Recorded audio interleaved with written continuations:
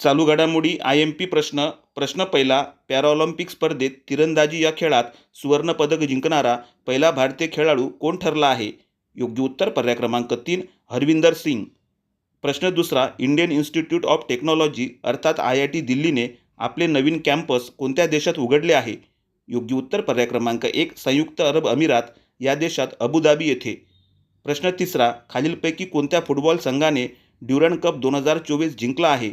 योग्य उत्तर पर्याय क्रमांक 2 नॉर्थ ईस्ट युनायटेड. अंतिम सामन्यात मोहन बागान या संघाचा पराभव केला.